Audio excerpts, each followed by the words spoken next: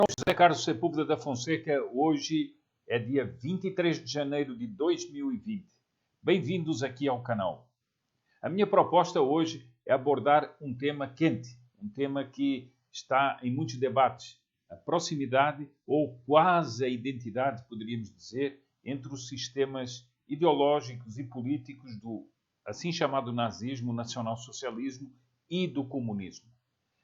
Mas antes, queria convidar a todos que ainda não são inscritos no canal a inscreverem-se no canal, a ativarem o sininho para poder receber as publicações que serão feitas regularmente e a dar like nesse vídeo para aumentar-lhe a projeção.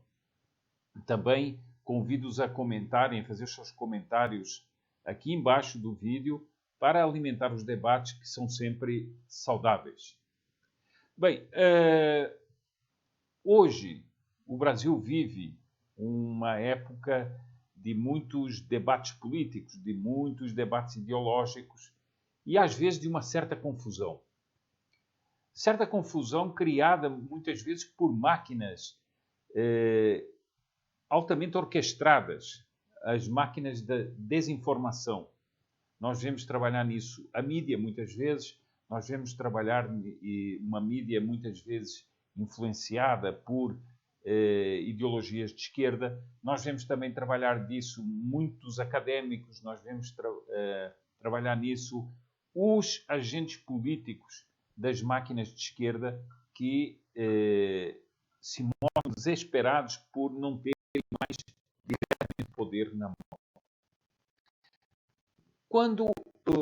Como eu disse, vou tratar dessa proximidade entre o chamado nazismo e o comunismo. Em 1939, quando estava para estourar a guerra, no jornal chamado Legionário, que era um jornal católico, dirigido por Plínio Correia de Oliveira, travava-se já há muito tempo uma batalha contra o nazismo e contra o comunismo. E um dos pontos principais que era comentado nesse jornal era precisamente a proximidade desses dois sistemas, o nazifascismo e o comunismo. Essa proximidade não era vista por muita gente. Inclusive, muitos católicos acabavam se deixando seduzir por certos aspectos ditos conservadores ou ditos tradicionais com que o nazismo tentava se envolver. Mas, em 1 de janeiro de 1939, o Dr. Plínio faz uma previsão impressionante e diz o seguinte. Ele escreve um artigo dizendo que um movimento cada vez mais nítido se processa é o da fusão doutrinária do nazismo com o comunismo. A nosso ver, assistir em 1939, o ano em que ele começava com esse artigo, no dia 1º de janeiro, 1939 assistirá à consumação dessa fusão. E desse conúbio monstruoso nascerá uma corrente que será para os planos de Satanás o nec plus ultra.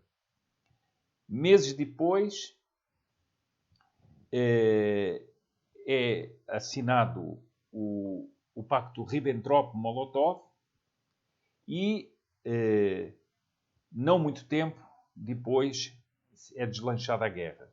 E quando é deslanchada a guerra, ele escreve um outro texto. A guerra foi resolvida não por um simples pacto de não agressão, mas por um acordo secreto entre a Rússia e o Reich. Assim parecem definir-se posições como sempre se apresentaram aos que souberam ver. A estreita proximidade ideológica entre o nazismo e o comunismo, traduzida numa aliança militar positiva contra a civilização e a paz. Este é o ponto principal e é sobre esse ponto que eu vou centrar os meus comentários. Ou seja, o grande inimigo era a civilização e a paz. A civilização cristã, claro. É a guerra, diz ele, que se inicia com todo o seu hediondo cortejo de morte, de miséria e de sofrimentos para tentar impor à Europa um senhor que é a antítese da civilização católica e o produto de uma série secular de erros concretizando o erro contra a verdade. A verdade aqui com letra maiúscula, portanto, contra Nosso Senhor Jesus Cristo. Esse essa perspectiva, que era um alerta para muitos católicos, de que, no fundo, os dois regimes não se opunham, mas eles colaboravam, até quando fingiam se opor, essa advertência era central. E era central ver que havia uma doutrina profunda, que era uma doutrina pagã, neopagã. E eu trouxe aqui para considerações, para fazer uma pequeno apanhado, um capítulo do livro do Friedrich von Hayek, O Caminho da Servidão.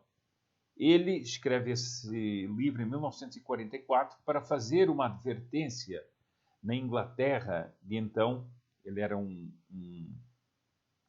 um economista e um filósofo austríaco, mas tinha-se naturalizado inglês, e ele advertia a Inglaterra que vivia sob o regime democrático, que, no fundo, muitos princípios dos totalitarismos socialistas, fossem eles o nazista ou o comunista, iam se infiltrando e iam transformando a sociedade, a política e a organização do Estado na Inglaterra. Bom, esse capítulo que eu trago aqui é propriamente as raízes socialistas do nazismo. Eu não quero aqui comentar, porque nem me acho apto a tal para ficar comentando a obra de von Hayek, nem é essa a minha perspectiva, nem as ideias que ele expõe neste próprio livro. Eu vou acompanhar aqui a análise histórica que ele faz das origens socialistas e marxistas do nacionalsocialismo. Ele diz uma coisa que confere muito com o texto que eu li do Dr. Plínio, que, no fundo, a doutrina nacional-socialista é um ponto culminante de uma evolução de ideias. Realmente são ideias revolucionárias que foram se requintando e chegam depois a essa doutrina nacional-socialista. Ele diz que os pensadores que se tornaram destacados na doutrina nacional-socialista não foram só alemães, foram de outros países também, e não eram pessoas quaisquer, eram pessoas de projeção e que deram essa força ao assim chamado sistema nacional-socialista. Ele diz que, essencialmente, o nacional-socialismo era uma ideia coletivista. Tinha uma ideia coletivista. Agora, ele trata de um problema muito interessante, que é o seguinte. Segundo livros e obras que estudavam as origens do nacionalsocialismo, muitos apontavam a origem remota, às vezes, a quase um século antes. Mas ele diz o seguinte, essa corrente de pensamento era uma das muitas que havia na Alemanha, que era professada por uma pequena minoria, mas era desprezada pela maioria. Agora ele pergunta como essa corrente, que era minoritária, veio a se tornar aceite pela grande maioria do povo e pelos jovens alemães. E ele diz que foi a união das forças anticapitalistas, da esquerda e da direita, a fusão do socialismo radical com o socialismo, aspas, conservador. Eu acho interessante, eu digo aqui aspas, conservador, porque esse é o grande engano que a esquerda, inclusive, projetou na historiografia. O sistema nacional-socialista, ele vai explorar, como nós vamos ver aqui depois, pelos escritos, ele vai explorar a ideia do nacionalismo, ele vai explorar a ideia do militarismo, ele vai explorar a ideia da ordem, contra uma certa decadência que havia na sociedade. E isso vai fazer um apelo falacioso, porque as pessoas vão se deixar enganar por esse aspecto, inclusive, faço aqui um parênteses, uma certa proximidade tenta uma certa proximidade com certos meios católicos para iludir esses meios católicos. O nacionalsocialismo, depois o regime comandado por Hitler, vai se tornar um grande perseguidor dos católicos. Bom, então o von Hayek diz o seguinte, que de 1914 em diante, portanto, da Primeira Guerra Mundial em diante, as fileiras do socialismo marxista, das fileiras do socialismo marxista, foram surgindo doutrinadores que arrebanharam para o nacional-socialismo os trabalhadores e a juventude idealista. Ele vai, portanto, mostrar que há uma mudança de mentalidade e há o apanhar de uma série de circunstâncias. E vai mostrar que, segundo esses doutrinadores, a própria guerra de 1914 é uma guerra ideológica. Há muita gente que fala das guerras apenas como eventos militares. Mas não. Como diz alguém, a guerra é uma maneira diferente de fazer política. E muitas vezes as guerras são usadas para impor transformações. Os seus cortejos de morte e destruição acabam mudando as circunstâncias de vida e atrás delas vêm depois as mutações do estilo de vida das sociedades. E nós vamos ver como esses ideólogos dizem exatamente isso. Bom, o primeiro, diz von Hayek no seu livro, e mais característico representante desse processo de mudança foi o professor Vernon Sombart, cuja obra Comerciantes e Heróis é publicada em 1915, portanto logo após a eclosão da Primeira Guerra Mundial. Sombart era um marxista que afirmava com orgulho ter dedicado a maior parte da sua existência a lutar pelas ideias de Karl Marx. Portanto, vejam bem, este homem depois vai se tornar um teórico do nacional-socialismo. Mesmo depois da Primeira Guerra Mundial, a influência exercida dentro e fora da Alemanha pela obra deste historiador continuava a apresentar uma abordagem marxista, apesar dele politicamente ter se afastado dos meios marxistas. Em seu livro sobre a guerra, esse velho socialista saudou a guerra alemã, que considerava o inevitável conflito entre a civilização comercial da Inglaterra e a cultura heróica da Alemanha. Portanto, vejam bem, a guerra não é apenas uma guerra. Seria uma luta civilizacional, e nós vamos ver que é uma luta civilizacional por um sistema, que seria um sistema coletivista. Ele ressalta na sua obra a concepção germânica do Estado, que o Estado, nessa concepção, não é fundado ou formado por indivíduos, que também não é um agregado de indivíduos que tem por finalidade servir a qualquer interesse individual. É uma comunidade do povo em que os indivíduos não têm direitos, mas apenas deveres. Nós vamos ver aqui o começar da divinização do Estado. Ou seja, o Estado é mais do que ele poderia ser legalmente ou politicamente definido. Ele passa a ser divinizado. A guerra, diz o Sombart, lembrou aos alemães que eles eram, na realidade, um povo de guerreiros, no seio do qual todas as atividades, inclusive as económicas, estavam subordinadas a objetivos militares. E para eles a guerra era sagrada.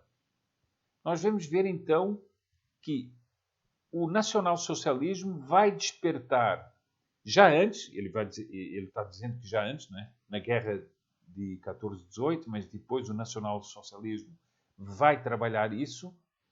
O povo alemão ele vai trabalhar algo que era a ordem, o espírito de ordem do povo alemão, o espírito de combatividade do povo alemão. Mas vai distorcer isso em favor de um sistema em que para ele a guerra é sagrada. Ora, a guerra a guerra numa perspectiva católica não é a guerra pela guerra, como ele vai mostrar aqui. Ela não é sagrada pela guerra. Ela é um mal necessário que pode ser revestido dos elementos sagrados, como eram as cruzadas, por exemplo, mas por fins que não era a guerra em si, mas os fins que ela tentava alcançar. Portanto, o nacionalsocialismo vai ter um apelo sedutor, vai ser uma rejeição da vida burguesa e uma exaltação das mitologias heróicas e da ordem. Diz ele que há uma vida superior à vida individual, que é a vida do povo e do Estado. Portanto, nós teríamos assim uma espécie de concepção meio panteísta de uma vida comum que seria superior e os indivíduos teriam que entrar nessa máquina. Ora, esse apelo sedutor, como refere aqui o Hayek, esse apelo sedutor foi exatamente o que levou muita gente, inclusive a católica, a deixar-se fascinar por essa concepção neopagã do nacional-socialismo. Aliás, em 1937, o Papa Pio XI tinha escrito uma encíclica, Mit brennender Sorge, com ardente preocupação, datada de 14 de março de 1937, em que ele condenava exatamente o nazismo. E ele condenava o nazismo pelo culto da força, pela idolatria da raça e do sangue, pela opressão da liberdade humana e pela apostasia orgulhosa de Jesus Cristo. Essa encíclica é publicada e 3 dias depois ele publica uma outra encíclica condenando o comunismo. Vejam como Pio XI veio alertar exatamente os católicos para essa sedução do culto da força, da idolatria da raça e do sangue, da apostasia orgulhosa de Jesus Cristo. E o Hayek prossegue. Um outro nome é o professor Johann Plenge, tão grande autoridade em Marx quanto era Sombart. Portanto, é mais um que vem das fileiras do marxismo, dos teóricos do marxismo, e vai alimentar a ideia nacional-socialista. Isto sempre para mostrar a profunda fusão ideológica dos dois regimes. A mais importante publicação de Plenge durante a guerra é um livrinho muito discutido na época, cujo título era 1789, a data da Revolução Francesa, e 1914, os anos simbólicos na história do espírito político. Então ele vai numa concepção de etapas da Revolução, ele vai dizer o seguinte, que 1789 foi a da Revolução Burguesa, das liberdades, mas que essa revolução tinha que ser devorada por uma outra, que é a dos ideais de 1914, que é o ideal da organização. A organização para ele, para Plenge, é a essência do socialismo, a raiz do movimento socialista. Ou seja, a padronização, a transformação do homem numa espécie de máquina, ou melhor diria, de uma peça de uma imensa máquina que é o Estado, que deve tudo planejar. Eu faço aqui um parênteses e peço que enquanto se ouve esses pequenos pontos do Hayek, as pessoas vão se perguntando o seguinte: quanto dos regimes democráticos, não é? Ditos democráticos dos nossos dias, não têm propriamente estes princípios do socialismo e do totalitarismo? Para o Plenge, diz o Hayek, a guerra entre a Inglaterra e a Alemanha é entre dois princípios opostos. A guerra económica mundial é a terceira fase grande fase de uma luta espiritual na história moderna. Vejam, portanto, como esta gente tinha uma concepção mística, inclusive da guerra. Tem a mesma importância que a Reforma e a Revolução Burguesa Liberal, ou seja, que a Reforma Protestante e a Revolução Francesa. Na perspectiva de Plínio Correia de Oliveira, em seu livro Revolução e Contra-Revolução, estas são precisamente as duas primeiras revoluções. E a terceira revolução é o comunismo com todos os seus assemelhados, ou seja, seria também o nazismo com a sua concepção socialista e coletivista. Para Plenge, diz o Hayek, a Alemanha era o mais convicto expoente de todos os sonhos socialistas e, na esfera da realidade, o poderoso arquiteto do sistema econômico mais altamente organizado. Dizia ele, em nós vive o século XX. Vejam que, deste ponto de vista, o sistema econômico tem uma grande importância, porque ele conduz a impor um totalitarismo. Vejam, abro mais um parênteses, vejam, por exemplo, como os histéricos do clima, os assim chamados ambientalistas, os histéricos ambientalistas, tentam hoje, com razões científicas, impor um sistema econômico mundial organizado desde cima. É muito curioso e isso é uma das notas totalitárias desse movimento que diz defender o planeta. Então ele diz que a construção da sociedade socialista ativa um espírito socialista.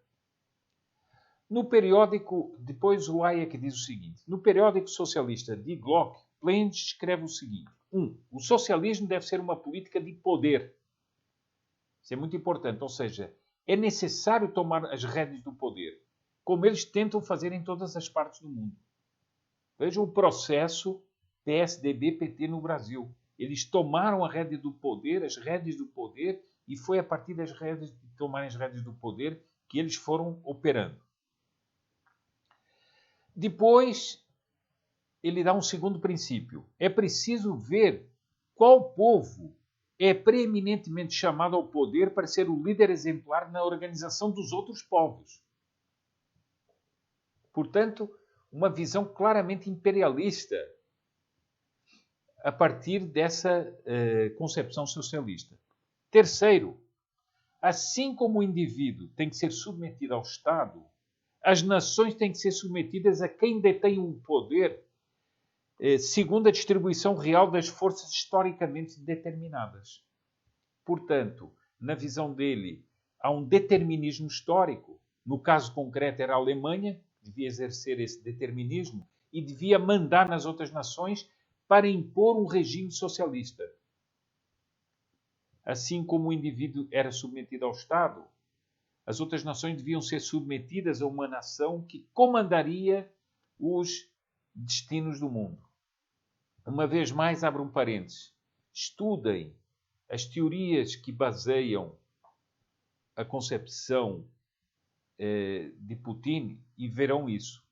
Ele, no fundo, fala contra a decadência ocidental, sem nunca mencionar os germes comunistas que alimentaram essa decadência. Ele nunca condena o comunismo e diz que a Rússia, numa concepção nacionalista meio confusa, é quem deve assumir as rédeas dessa evolução humana.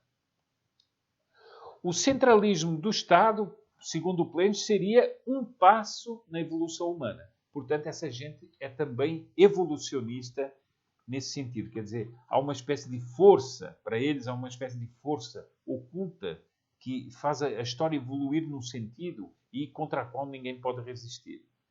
Uma concepção completamente diferente da visão da teologia da história católica, em que os homens têm o poder de modificar os acontecimentos, de resistir às influências más ou de promover as influências boas e atendendo sempre à graça divina e à providência divina. Bom, o sistema... depois, o Hayek continua o seu rol de autores socialistas que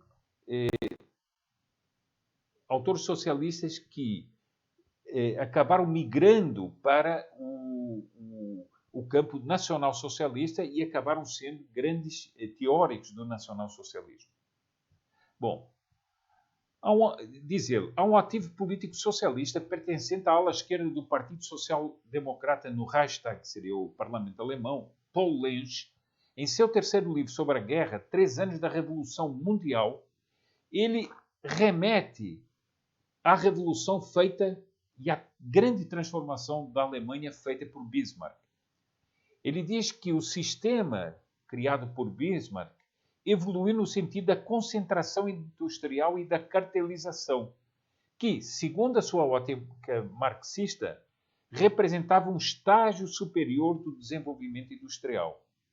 Portanto, vejam a economia usada e o sistema de organização económica usado para transformar as pessoas e submetê-las. Ele fala depois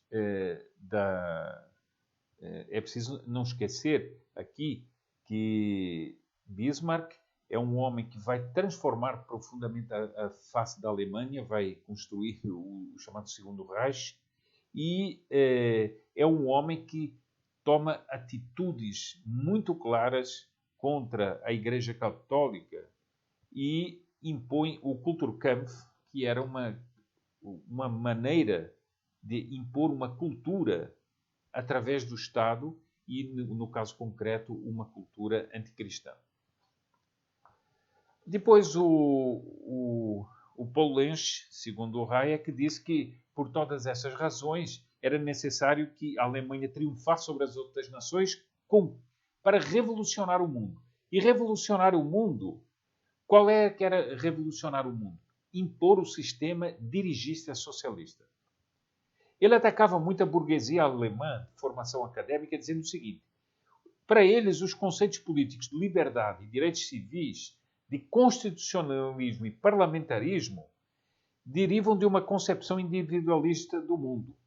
E essas pessoas inconscientemente raciocinam com esses padrões. Ora, é preciso eliminar isso. É preciso eliminar essas ideias políticas e impor uma nova concepção do Estado e da sociedade. Portanto, é preciso impor.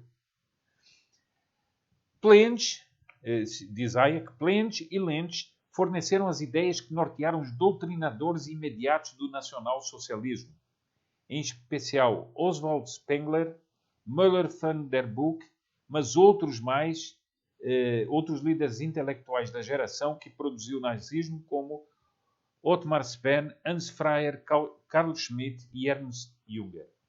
Então ele menciona todos esses como influenciados por essa gente que migrou do marxismo para o nacionalsocialismo.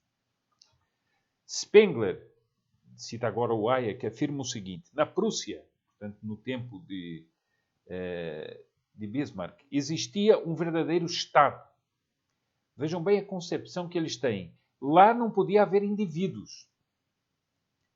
Todos os que viviam dentro do sistema, que funcionava como uma precisão do mecanismo de relógio, eram, de certo modo, a peça desse sistema. Ora, isto é profundamente contrário à verdadeira liberdade humana que Deus nos deu e à concepção católica do Estado, completamente diferente.